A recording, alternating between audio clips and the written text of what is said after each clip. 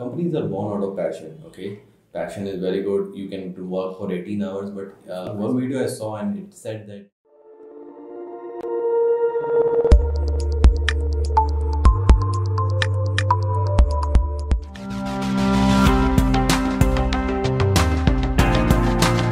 Hey guys, this is Vaibhav. Hi, this is Akshay. Guys, today we will be discussing about how to find co-founders and co-team members. If you remember in the last video, we had discussed about how many co-founders startup should have, but now we will be covering how to find co-founders and co-team members if you get an idea. Absolutely. So, what is a co-founder or what is a co-team member? Vaibhav, can you throw some light on this? So there is not a very exact boundary between co-team member and co-founder. There is no exact definition. However, people who are at the starting or initiation of the idea or before the incorporation of the company can be called co-founders. And the people who join in early stages, either before the first round or after the first round, but in first 6 months to 8 months, can be called as co-team members. And they are also given equity in form of ESOPs or percentage. Correct. So I also feel that a core team member or a co-founder is someone who just doesn't do his particular aspect or what his core expertise is, right? He ends up doing everything for the company, right from getting coffee to a client and to taking big decisions on where to raise funds from. So all of those things comes under a core team member or a co-founder and becomes very important for him when you're hiring somebody on this stage to have that guy to have that open mind saying that I'm ready to do anything that comes for the organization. And so co-founder is somebody who has joined you at the very initial days, even before you have raised funds. Because funding is somewhat somebody believing in your idea and putting money on you, right? Or you have reached certain stages of some amount of customers, your POC is done. Somebody who joins you before your POC is somebody who I personally feel is a co-founder or who has joined and founded the company along with you. But somebody who joins you after the POC is there, where you've been started seeing steady order forms or steady customers coming in and using your product, then it becomes a core team member who joins the organization. And both are critically important because as a co-founder, like for example between me and Vaibhav, we ourselves may lose out on a lot of core expertise that we may not have, right? For example, none of us are a CA over here and we may not know all the statutory needs or all the compliances, right? A CA coming on board along with us would add a lot of value in terms of the business ideas or the perspectives that we've got. Right, so that is a form of core team member that you would want to find out. Can you give us some examples on you maybe in your previous organization how core team members were there or how co-founders were there, especially when you work with an early stage startup? So even when I was working for an early stage startup, there were 2 co-founders and then they had 4 core team members who had joined after the first seed fund. And then they were given equity, but they were not given any salaries. So a core team member can also be a person who does not take any salary or takes minimal salary, but also is taking equity on that particular part. So that was my experience in my previous startup.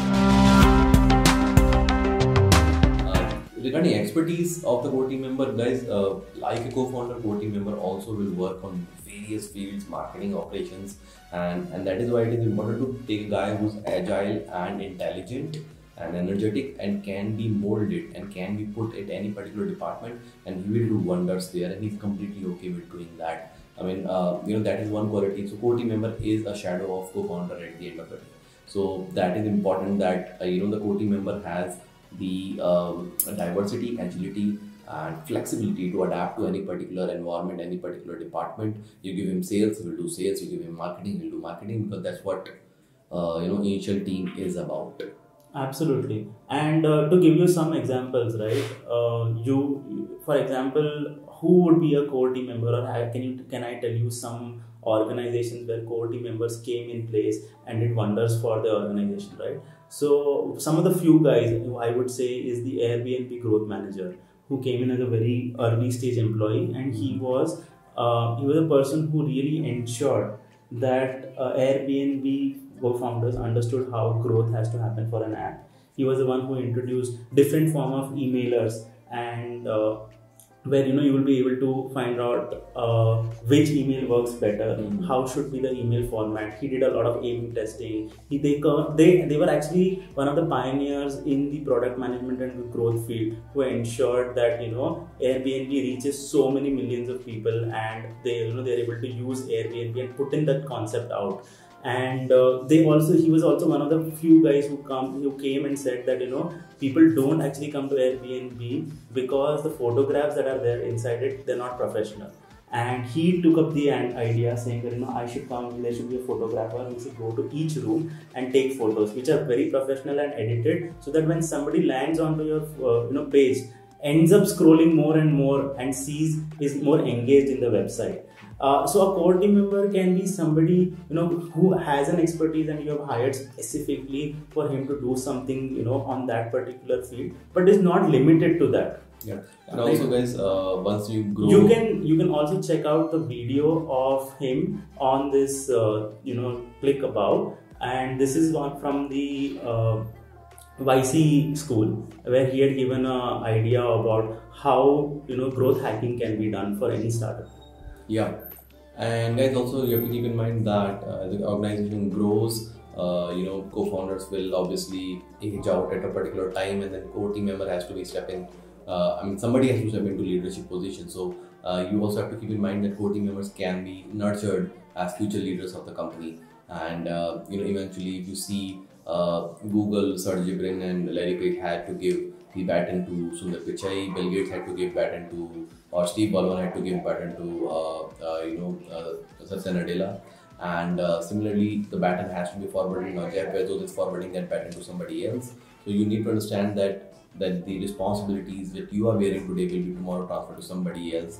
So you need to keep in mind that that's the mentality you need to have, and also the team member. And I think it is very important as a co-founder to realize that you don't have certain capabilities to do. Yeah. And it becomes very difficult, especially when you are the founder, or you feel that you are the right. father of the child, and you don't want the child to be trained by another coach. But you know that coach is really good and he can do a lot of wonders, right, for that particular child. So at one point, child will overgrow, and you need to hand over the child to another guardian. So don't be too possessive. You may know the best for him for initial few years, but after that, there is someone else who has to step in and to tell the child what to do. Or probably child will himself figure out what to do. And I think this is also very good for an investment point of view, right? Because a lot of investors want professionalism or certain traits to come on to your company as and when you grow. You're no longer, as soon as you cross 50 or 100 employees, you're no longer a garage startup, right? You cannot run everything the way you wanted it to run. There are certain policies that you need to put in place. You need to put some work ethics. You need to follow certain compliances, and you no longer can come in shorts and go to your garage and just build the product. You need to level up, and for that you sometimes need an overview or an outside view to come and help you out. And as a founder, you need to be very open to that, right? You cannot be very rigid, saying that I will just run the way it was there earlier. And some bad examples that happened in this way was one of the Uber founders, right? Travis Kalanick still thought that this company is just the way I am supposed to run. I've already done a very big company and sold it out at MI. So I know how things happen, and I will run it the way I want to run without any professional help. Ultimately, what happened was the whole management team was changed. Dara came in and he took over and built the policies for them. So sometimes it is good to hand over things to somebody who can take it up professionally. Yeah, and you can still be there. But at the end, the management and the decision making has to be done. So one of the opposite examples of Uber is Apple, right? Yeah. Steve Jobs actually proactively found out about the Pepsi CEO coming in and taking over Apple, but it really did not work in favors for them. Yeah, because the thing is that once he came into picture, then according to Steve Jobs, Apple stopped innovating to the project, new products, launching that, or probably became less of a risk taker. So that's one of the cons that might happen.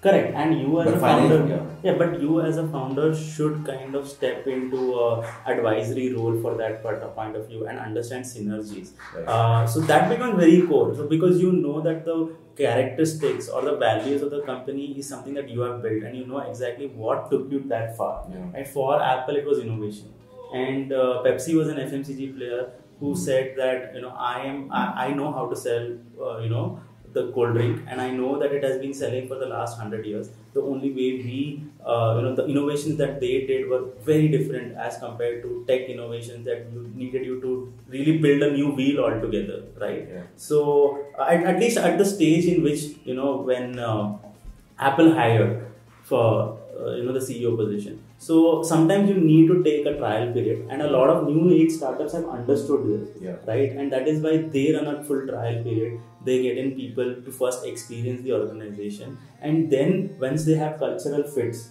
that is the only time when they hire CEOs at a full-fledged stage. Right. Also, I mean, like you said, the founders step into advisory role. Jack Ma also, even for Alibaba, he stepped into an advisory role, and he seldom only intervened in the organization only when he felt the vision or the ultimate mission is getting diverted. Otherwise, not into the day-to-day details. Also, I do want to stress out on on the founder burnout rate, right? So Weber, if you could just tell us something about how a founder ends up spending so much time and thinking on his startup, and why we should be avoiding startup or a founder burnout. Yeah.